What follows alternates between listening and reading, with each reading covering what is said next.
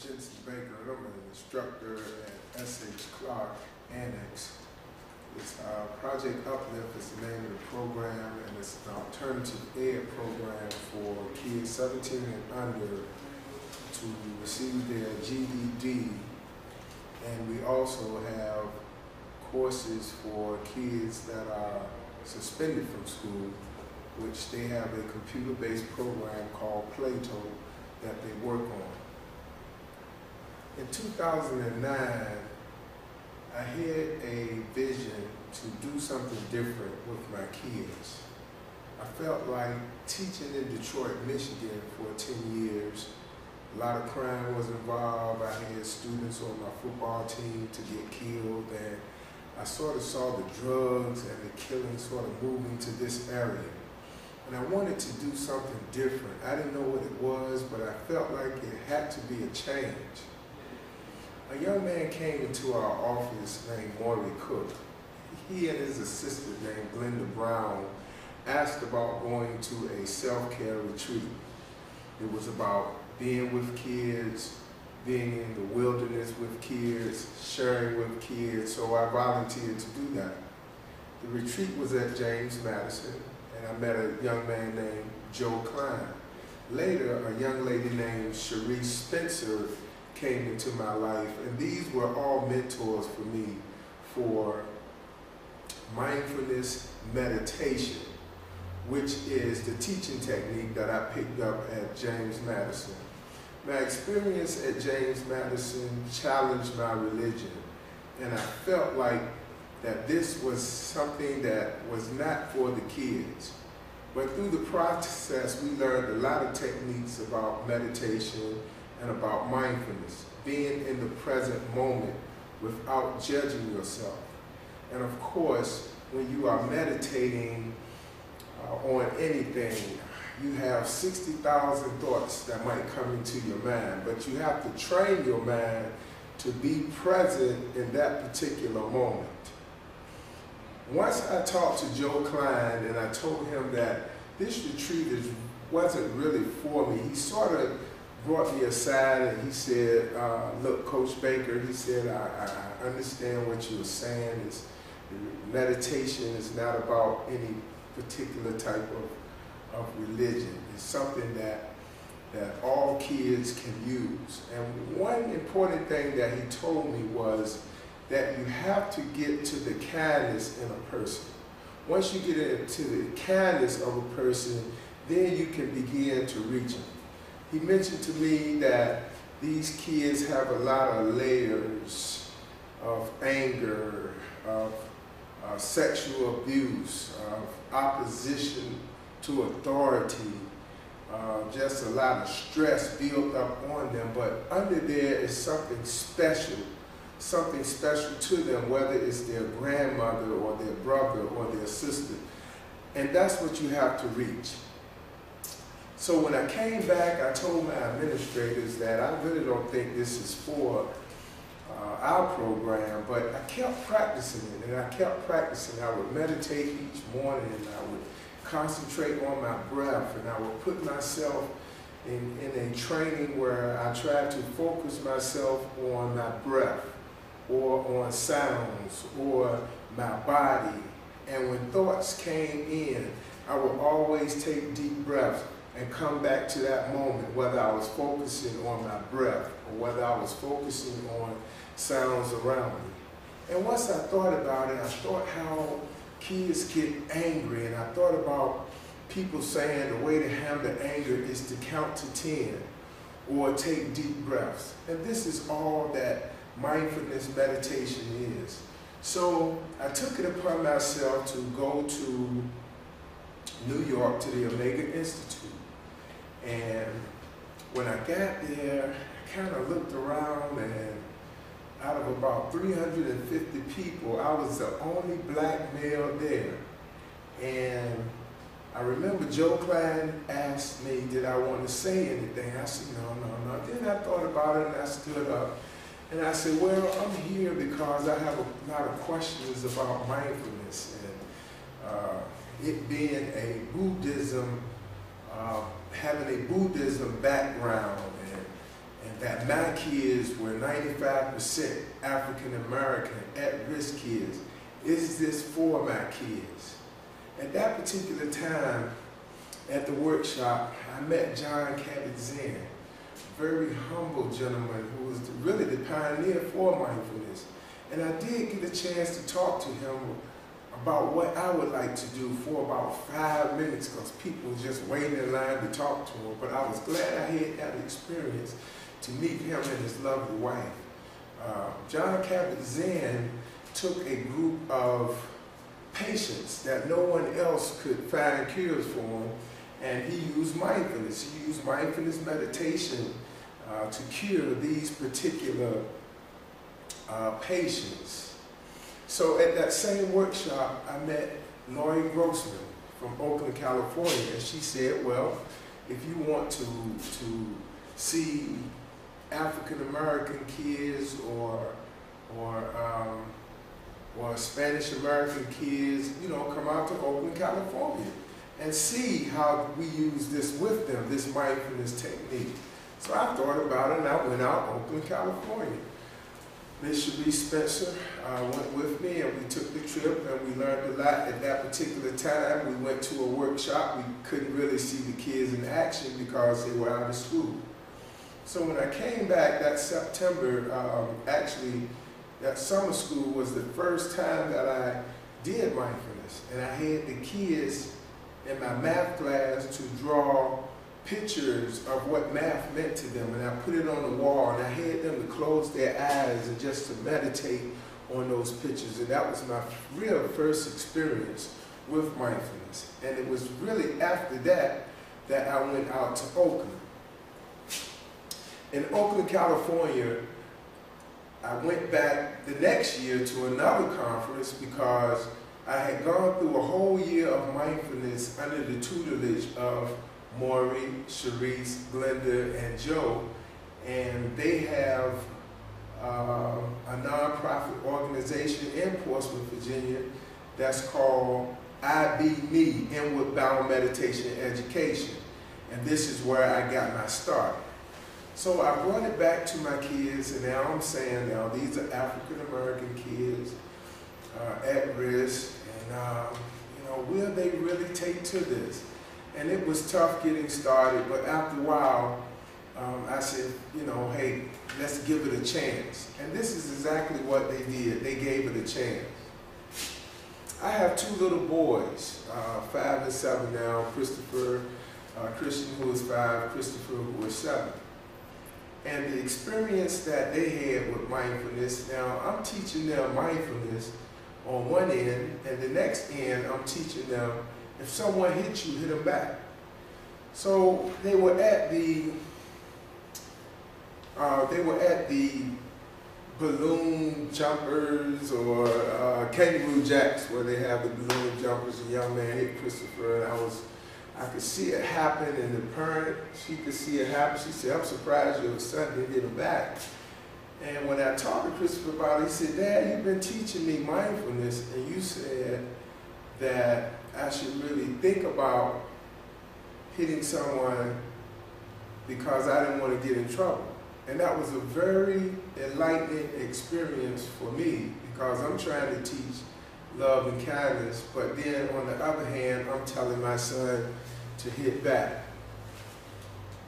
Another instance where I just know that this teaching tool that I use work is, I look at my kids a lot as I teach them mindfulness, and we'll go out to church. We went out to church, and they were playing ahead of us, and my youngest son ran back, and he grabbed my hand, and he said, Dad, I'm going to be mindful.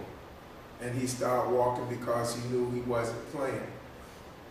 He wasn't supposed to be playing the way that he was. In sports, I always do mindfulness meditation with them.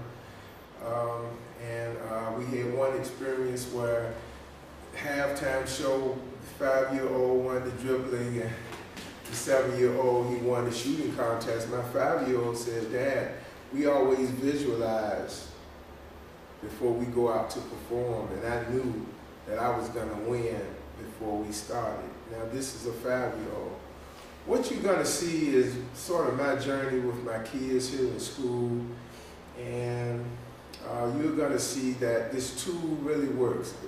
I was telling Maury Cook, I said, Maury, I kind of want to document this thing, because if I ever lose interest in it, I want it to be that it works. Whatever race, creed, or color, it works. I had to sort of adjust things, and we use the term mind power, mindfulness at work, instead of meditation. We use the word focus a lot instead of meditation. This right here is the bowl that you use, and we try to get the kids to concentrate on the bell, so I wanted to sort of change the name of the bowl to the soul bowl. And a lot of times the kids are like, hey, Coach Baker, can I ring the soul bowl?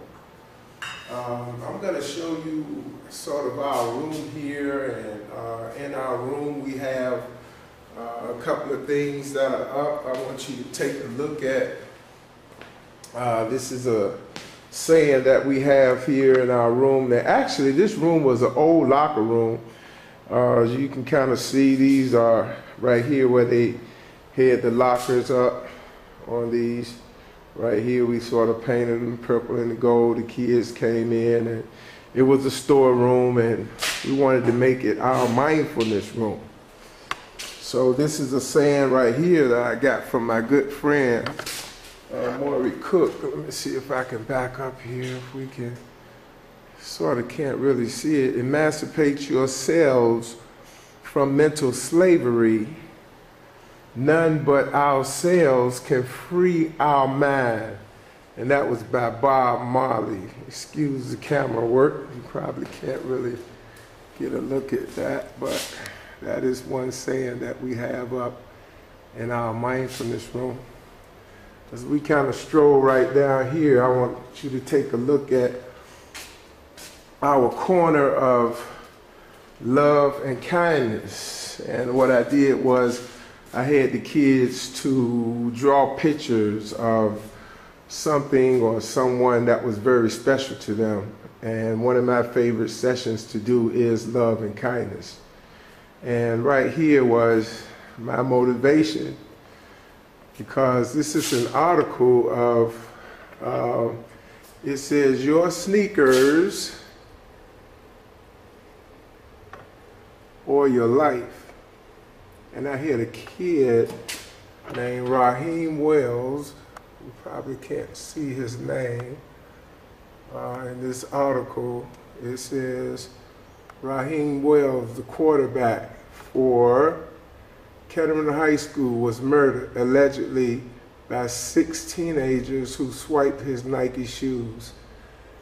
And all of this is really dedicated to Raheem, because again, I just wanted to make something different, do something different, because the same thing that happened 20 years ago is happening now. And to me, this teaching technique is just what I feel like we need.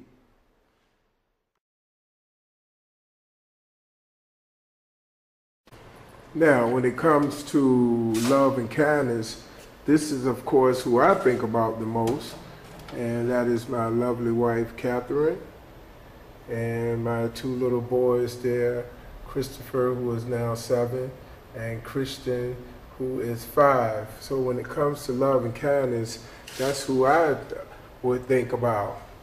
Right here is a student, and you can see who she put up, who she really thinks about love and kindness. One student put that peace sign up there, and sometimes what we do is we close our eyes and we just meditate. We just meditate on these pictures and send love and kindness. That one is my family. Here's another one right here, and I don't know who that family member was. Okay, this is our corner of love and kindness.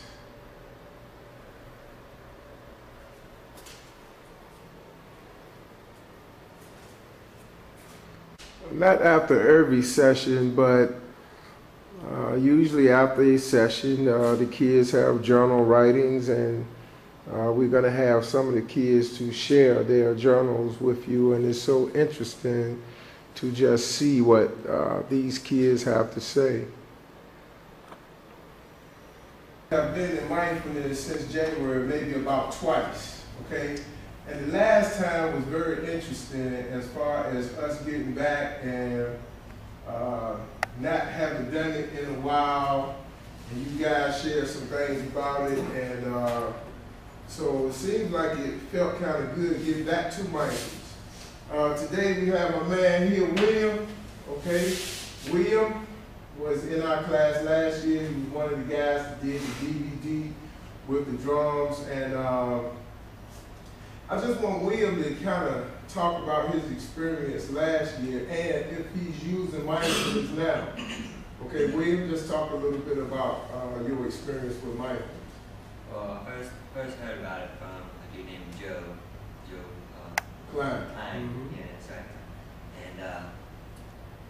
And he's the one him and Maury told me about it, and I didn't know nothing of it.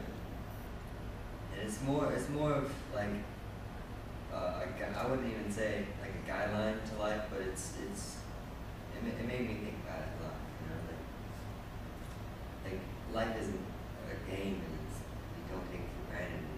And once you don't, because I've had traumatic experiences in my life. You just gotta learn to let go and live right now and be happy.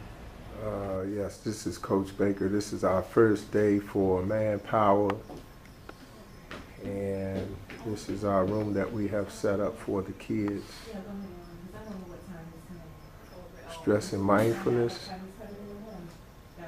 being aware in the present moment. These are GED kids here at S.H. Clark Alternative School. This is a wall of inspiration where we want kids to put things that inspire them. These are things that inspire me, my family. And in 1999, a young man that got killed for not giving up his sneakers in Detroit, and he was my quarterback. Also of inspiration, a young lady that graduated last year, and a quote that she gave at her graduation speech. So again, we call this the learning zone. And this is where we will be doing our Manpower mindfulness program. This is day 1, September 14th, 2009.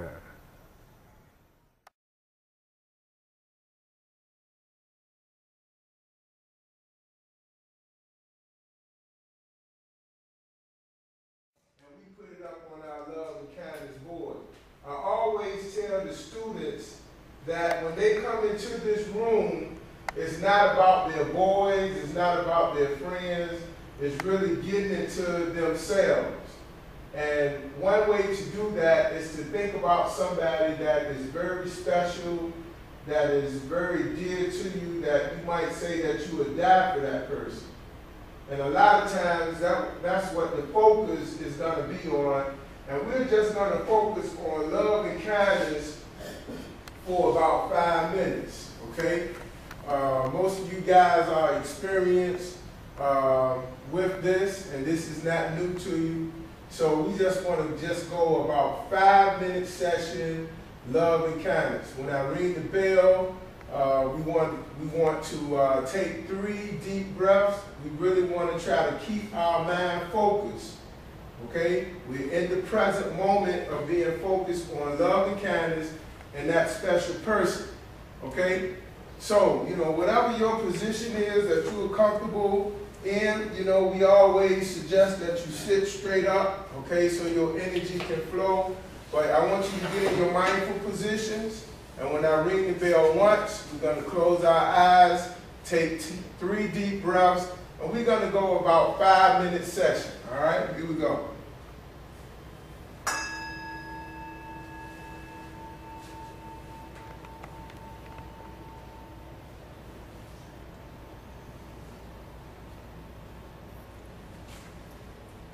Fellas, let's just really relax our minds right now. We want to bring everything into focus on love and kindness. Just that one special person, special thing that you really care about, that's really special to you. Something that you think you would die for, something that you love that much. Let's try to focus in on that right now. And with all your heart, you want to send kindness to it. Again, let's remember that our minds may think about something else and get distracted, but just take a deep breath and bring it back to that love and kindness.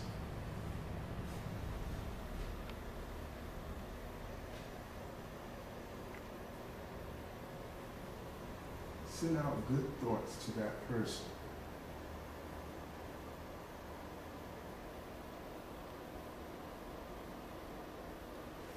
Let that person know how much you really care about them.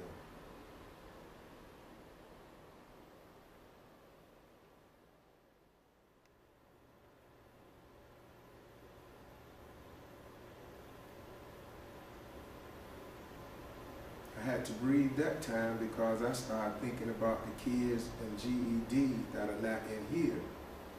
But I had to take a deep breath right at that moment, and I brought it back to you guys for right now, because you guys are the love and kindness that I'm thinking about right now. So your minds will drift. But you're training your mind right now to focus on that one special something.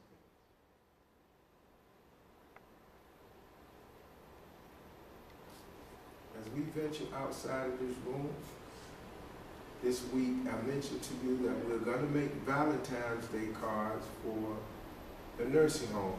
We want to make about 100 Valentine's Day cards. Our focus is love and kindness. Love and kindness is our focus. So just think about someone in your family that's elderly.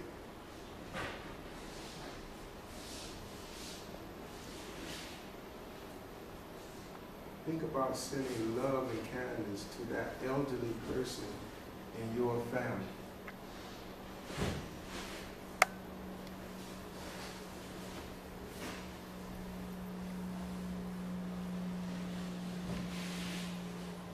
Just give me about 30 more seconds. It's good to just relax your mind, fellas.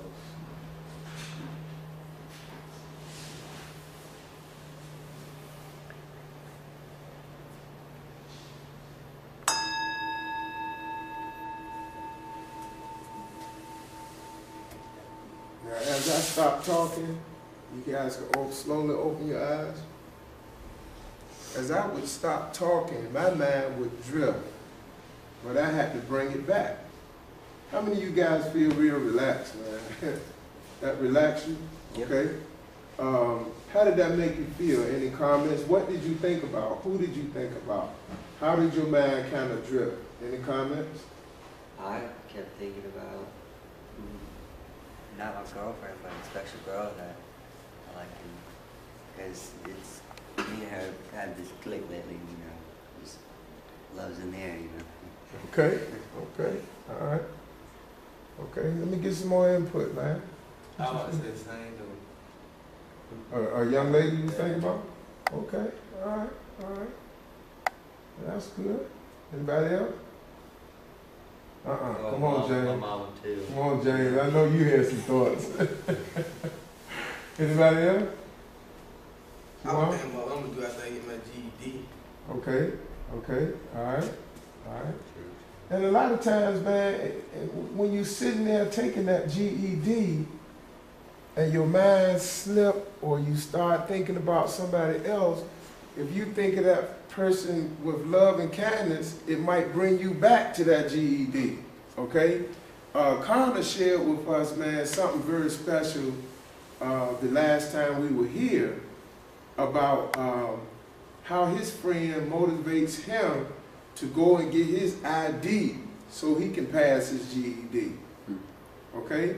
So even those little things like that, anything that can bring focus, okay? Anything that can bring focus, that can put you in the present moment to stay focused, all right? I always say when you get angry, it's a moment right there where you take a deep breath and you think, should I punch this guy in his face, knock him out, get kicked out of school, or in that deep breath, okay, should I just remain calm, stay in school, and let that moment pass? Okay? All right? And you want to think about these things. All right? Any more comments?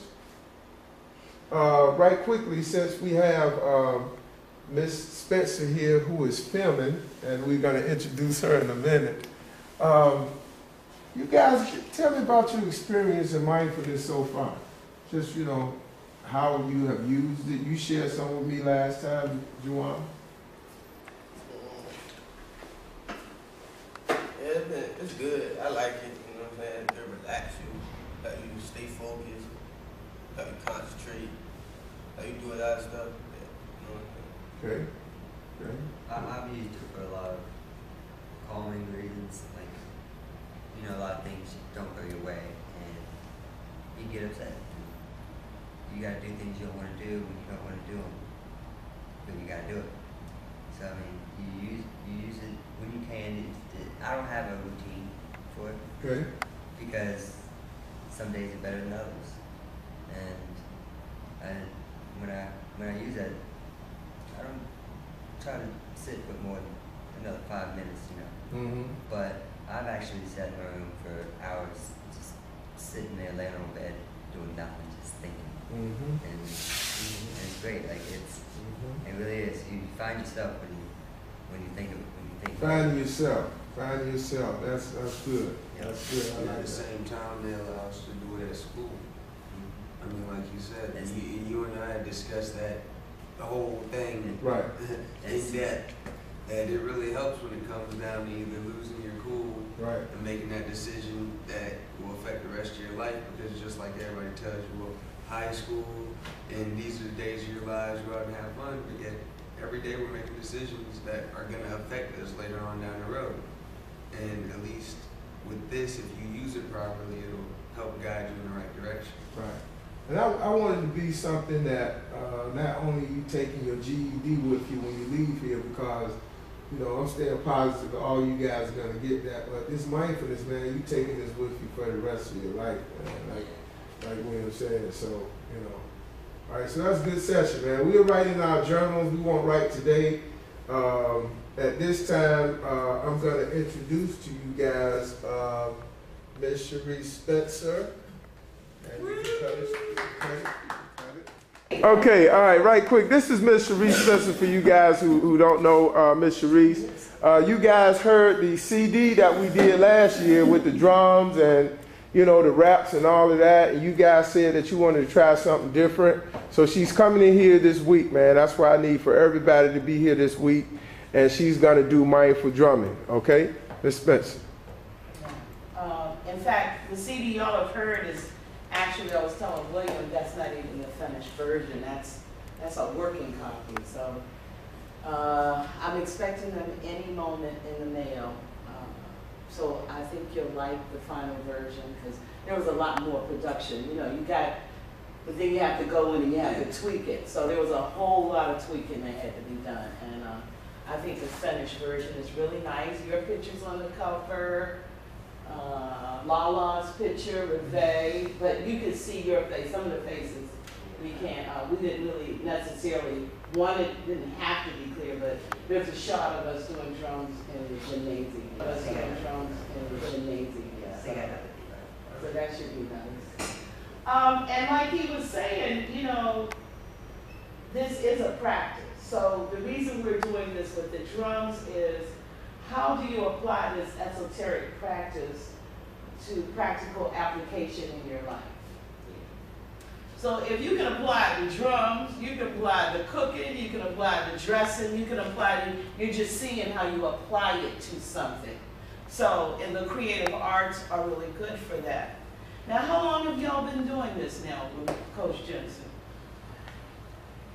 Coach Baker? I've been doing it since I've been, A year. since I started coming here. Yeah. So you have a year's worth. Melvin, you've been introduced about a year's worth, right? The rest of you is from September.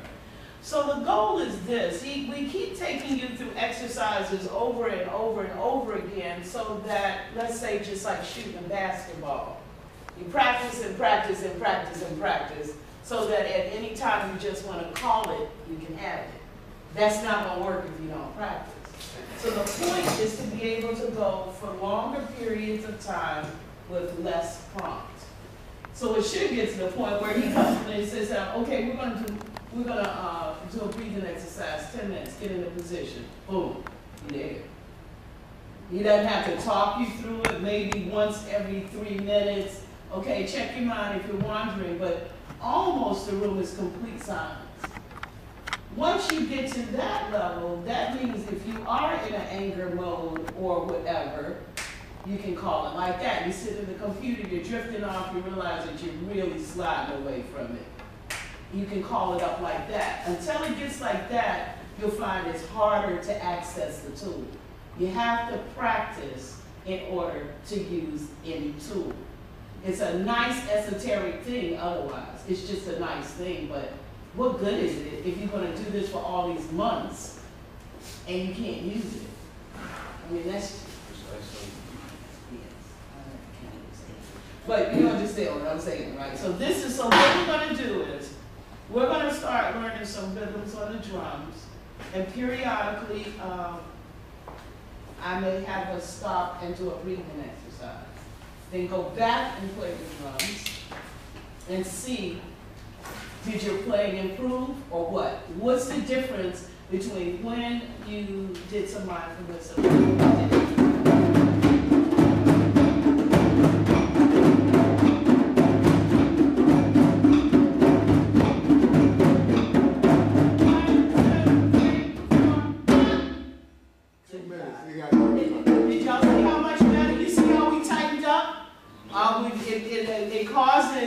It causes everyone's energy to kind of lock into each other for some reason. Yeah, you can bring it down to somewhere else. Okay, someone give me some feedback. What do you think about? What does it feel like when you're playing drums? Is it exciting, boring? I love it. I love it. I love it when we all use the same tune. I like doing that. Okay. Because at the same time, not only that, but then, just like you said, it don't matter if you happy or mad. You mad? Drum. If you ain't mad, have fun. Drum. Right. But nonetheless, it's Right. very good. It's more therapeutic exercise, more or less than anything else. Well, I just love the jam. You know, like I love it when we're all on the same beat. We all make Especially the make big our own noises. you're gonna bring us in and you're gonna bring us out. Now, once we go in, you picked one person that you loved, or animal. It doesn't have to be a person. It could be an animal or something. And it doesn't have to be your age. It could be any age. But you like them to be alive, okay? But that's important. But now I want you to pick somebody that you don't particularly care for. You can pick somebody I don't care for? Mm-hmm.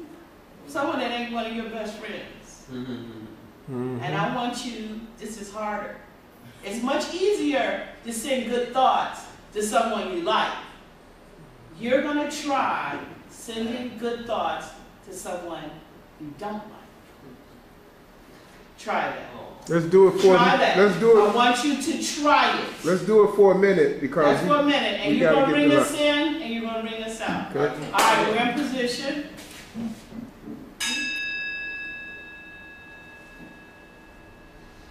Nice, easy, deep breath.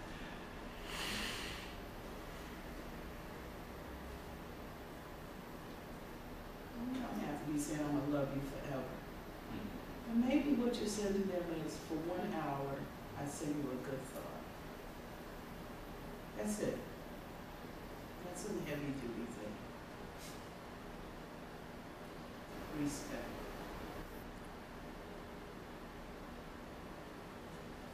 You'll decide who to bring us out. draw pictures, and write the names of the 3 kinds of drums. And it's okay if you misspell them, I'll correct it later. It's all right. It's not for grading. And then I want you to write from 3 to 5 sentences about playing the drums. This is part of journal writing that comes with our Manpower Mindfulness program. And they're writing in their journals what they did yesterday.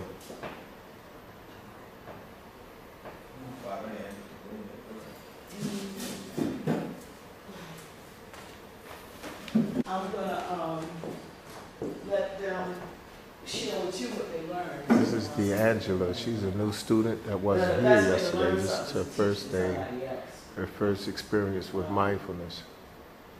And so how long you been? Now the question is sometimes asked, Coach Baker, sometimes your kids come from mindfulness and they go right out in the hallway and they cause trouble, cause confusion, have conflict with teachers. Well, mindfulness is not an instant cure. It took years for those layers to pile on of ADHD, conduct disorder, oppositional defiance, sexual abuse. It took years for that to build up. So mindfulness is not an instant cure. I look at myself with my practice, and with practicing every day as much as I can for 10 to 15 minutes, I notice that my stress level has decreased. I don't worry as much. My blood pressure is down. I try to stay focused in a present moment when I start to worry about things or when problems may arise. I try to bring myself to what I am doing in that present moment. As I look at mindfulness, I really feel like it should start in kindergarten. If you would take a school system that started mindfulness in kindergarten through the 12th grade compared to a school system that didn't, I truly believe that that school system that would practice the mindfulness would have less problems with discipline in the classroom with kids. Even the crime rate in that particular district may decrease. You asked a question about gang violence. I really feel like if kids knew, if those gang members knew more about love and kindness, if they practice it more at a younger age and even where they are now, I really believe that gang violence would decrease. A hook for my kids have been the Los Angeles Lakers and the Chicago Bulls. You look at Phil Jackson. Phil Jackson is the master in mindfulness. He used mindfulness in coaching with his team to bring his kids, bring the team together to be on one accord. Michael Jordan is known to have used a lot of visualization when he was thinking about how to play the game, how to score the game. He would visualize it so much that when it comes to 5 seconds left in the game, he already knows the ball is going to him. So when he steps on the court and makes the shot, sometimes Michael Jordan is not even excited because he has visualized that in his mind. Kobe Bryant, Shaquille O'Neal, these are guys that have practiced mindfulness under Phil Jackson. A young man that I've met, and he has become another mentor for me, and we have talked extensively about mindfulness, is George Mumford. George Mumford was actually the mindfulness coach for the Lakers and the Chicago Bulls. And he has enlightened me to a lot about the mindfulness practice.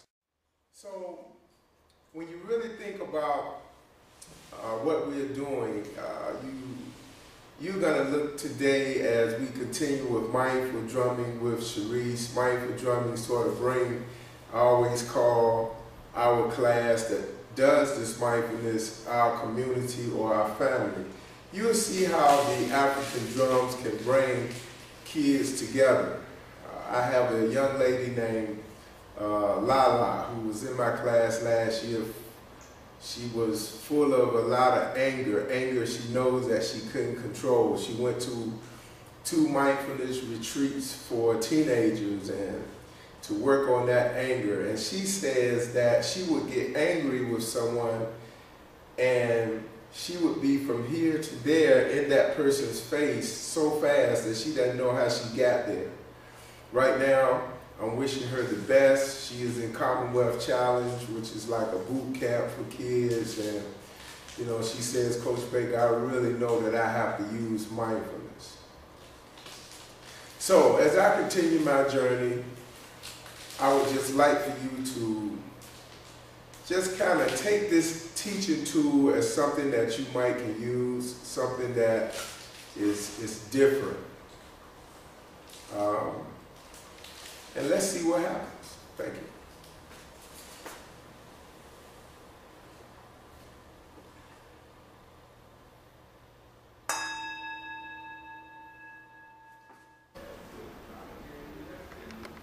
Practices, it's different things it's called, but it's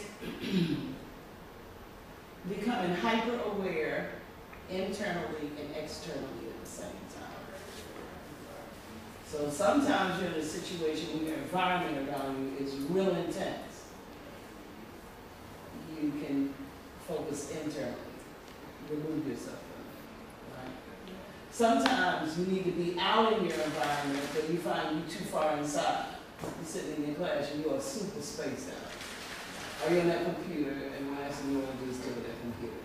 So it brings you to the out so you can do what you need to do. Follow me? So it's that connection. You learn how to connect and focus through those 2 environments, which that skill you can take anywhere, anytime. Now,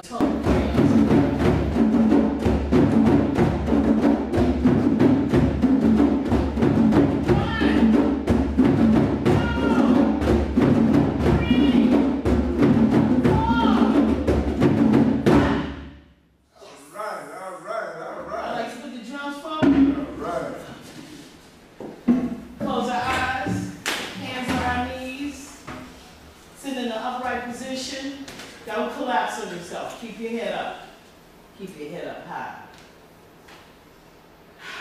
Nice inhale. Exhale. Inhale. Exhale. One deep inhale. Exhale. Just nice and easy. Bring it back to your normal breathing.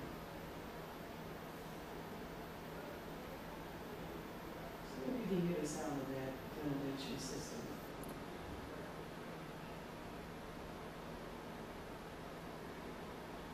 Somebody outside talking in the door, you can hear them too.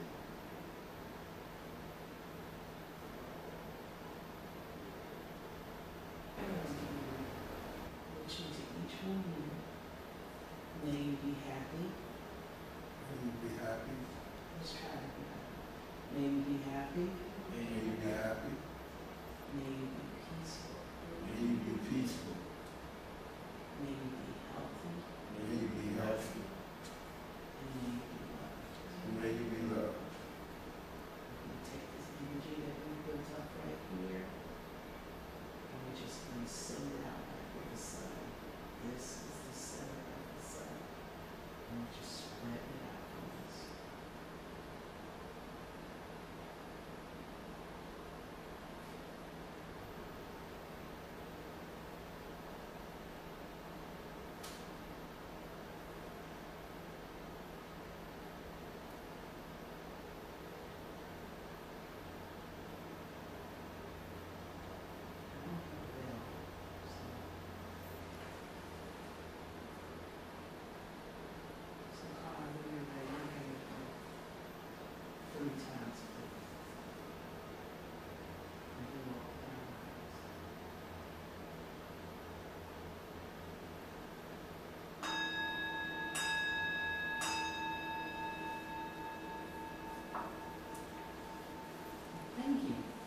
this is her first time.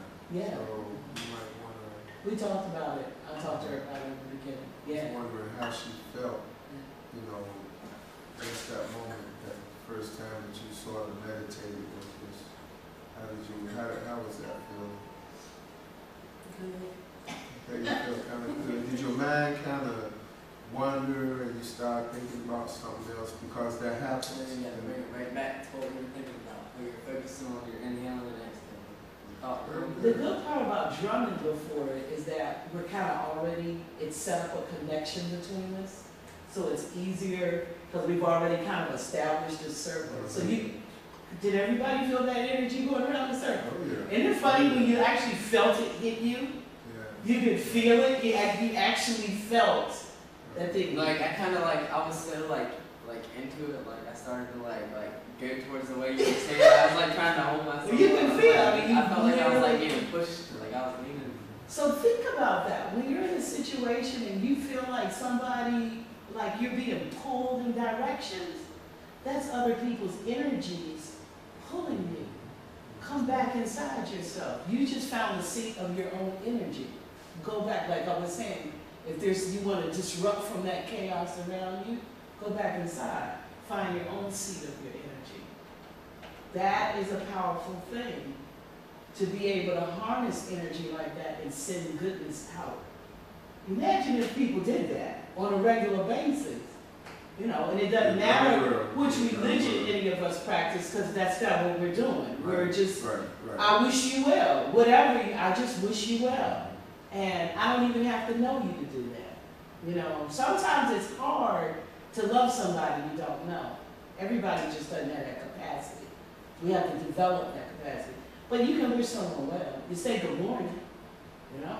So just think. To me, for Coach, this stuff has saved my life. When I was younger than y'all, I couldn't do it in school. I mean, I couldn't do it. I just couldn't do it. I tried, and I finally got out of high school. And in 1973, I started exactly what you're starting right here. I started mindfulness. And I've been doing it ever since. It's given me an edge on most of my friends who have college educations, maybe doctors, and I can hold my own with any of them.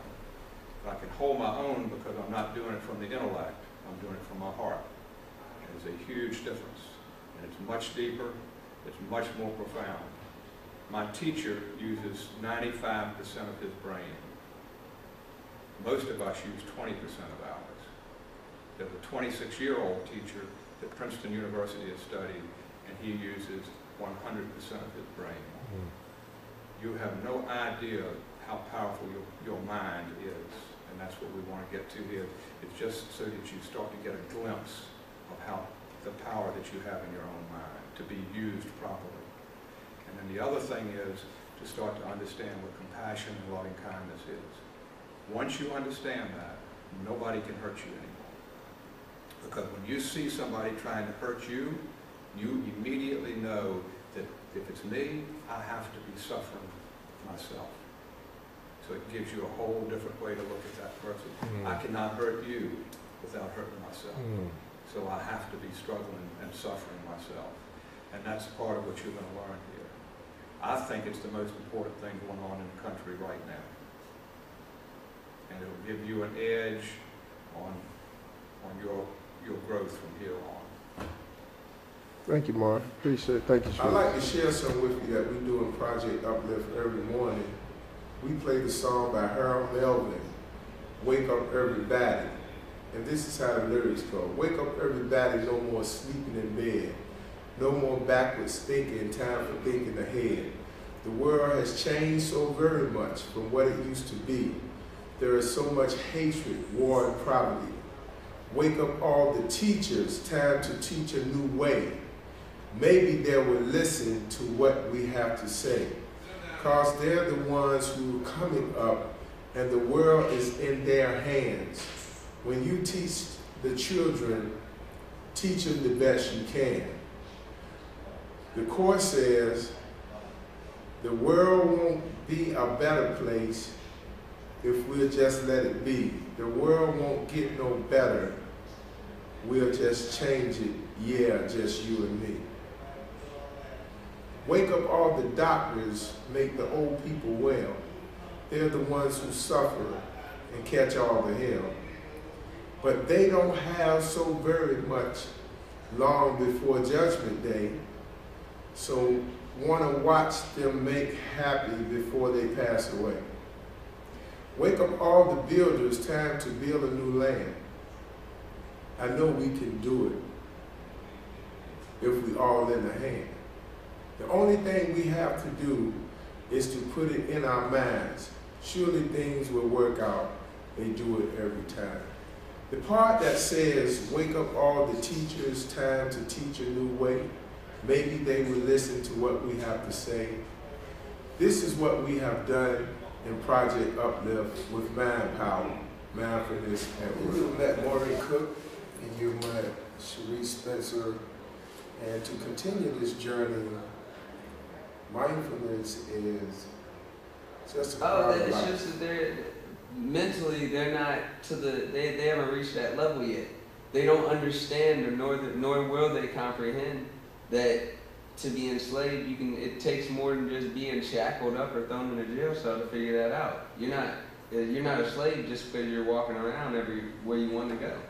It doesn't make a difference. I mean, no matter how you look at it, you're still going to be a slave either to one person or the next. What is mental slavery? Just the fact of, just like how, better yet, here's the best way to put it. To be a slave, you belong to someone else, or in all consciousness, you cannot act on your own free will. Yeah. No matter, be it imprisoned or whatever. But it's just the fact of that mentally, physically we believe that we're free, but mentally we're just not bright enough to understand it. Mentally we're not. And that's so what enslaves us? Ourselves, in our own. And how we look at it. How are we enslaving ourselves? Just starting with little things that humans do by themselves, condescending. Or being condescending amongst ourselves, or having low virtues, or low morals and no integrity, just stuff like that. I mean, good. That's just the beginning of it. All right. I'm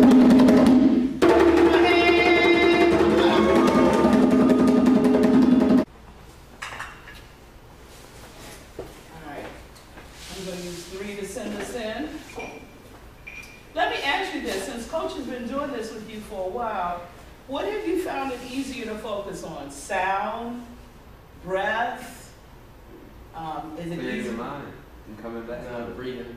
Breathing, but you have a pathway to go into that and a pathway to come out. That's the tool. Some people use sound, where you focus on the sounds in the room. Some people feel the breath coming into their nostrils. Some people feel their chest rising and falling. Some people feel their belly rising and falling. Some people use a combination of either.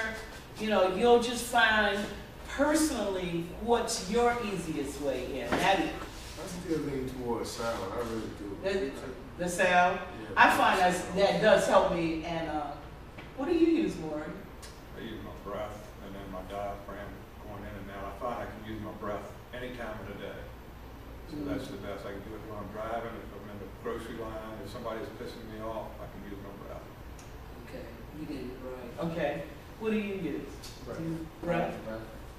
So I use. Just because, you'll be in, say you're in a group of people and there's big arguing going on, and you're trying to, not be stressful and stuff, and you hear all these loud noise stuff, and you can't use the noise to bring you out because it's so, everybody's everywhere. That's right. When the breath, you don't need the noise, you just take the noise out of it and just, breathe, and nobody can stop you from breathing in and out and listening, feeling that.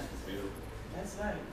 Another thing you can do when you're doing that is, especially in a group like that, you're going to find there's a tension that starts to build. And normally with us, with guys, it's going to be in here somewhere, in the pectorals or in the arms. So you sense where it is in your body and you breathe into that. Because you can actually direct your breath anywhere in your body that you want. And then it'll dissolve. And then it'll build back up and then it'll dissolve again. I do.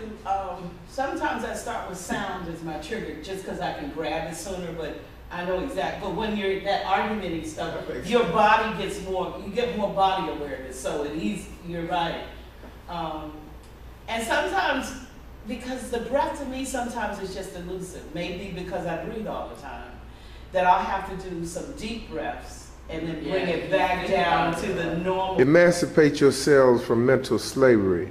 None but ourselves can free our minds. Bob Marley. That was an interesting conversation, and this is one of Maury Cook's favorite sayings. And it was interesting the feedback that James gave about the youth of his generation not really understanding the power of mental slavery. Hello, my name is Jaquan Johnson, and I'm here to share my journal about mind power. I like mind power because it helps clear my mind. It's like I'm on another planet and I'm away from everybody and my mind just feels so free. It's like you having a good dream and you never want to wake up.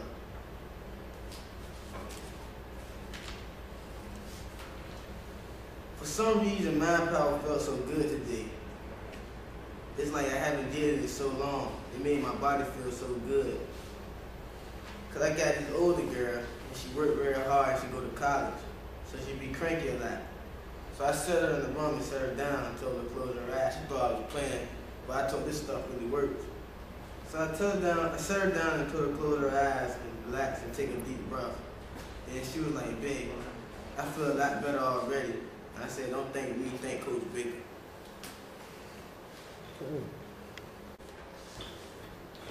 My name is Connor Bennett, and I'm going to share my journal about mind power. I like it better when Coach does mind power, not the lady on the CD. And I don't feel anything with her talking. Truthfully, it's boring. Well, I'm going to start off with Miss Sharice.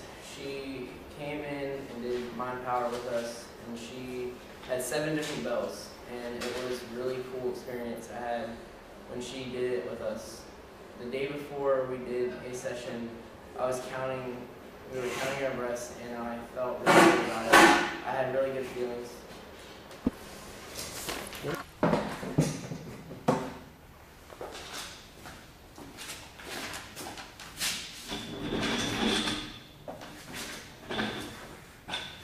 Now, many times in your life, you've probably heard people to tell you to pay attention. To pay attention in school. You probably heard your parents many times ask you to pay attention. But has anyone ever really taught you how to pay attention? This is what mindfulness is, training your mind to pay attention. It's just like lifting weights, training for any athletic event. Through the 22 years I've coached or more, I've always trained kids physically to prepare their body for an event. So this is what mindfulness does. It's the training of the mind. It brings me to 2 scriptures that are very important to me that guide my life. The first scripture is Proverbs 21:31. The horse is prepared for the battle, but the deliverance is of the Lord. My second favorite scripture is Proverbs 22:6. Train up a child in the way that he would go, and when he get old, he will not depart from it. I would just like to, first of all, thank God, my Lord and Savior, Jesus Christ, for the opportunity to be able to work with kids. Secondly, I want to thank my wife, Catherine Baker. If I had to be in a battle or in a war and choose someone to be in a foxhole, it would definitely be my wife, Catherine. We have been in many foxholes together, and I think it's prayer. I really believe it's prayer that has gotten us out of it. My wife has to be the prayingest person that I've ever known. I would tell my wife, babe, I'm going to Walmart. She would say, let us pray. But in all seriousness, babe, I love you. You have really instilled in me the power of prayer, and I just want to thank you for giving me the opportunity to be me. Next of all, I'd like to thank the staff here at S.H. Clark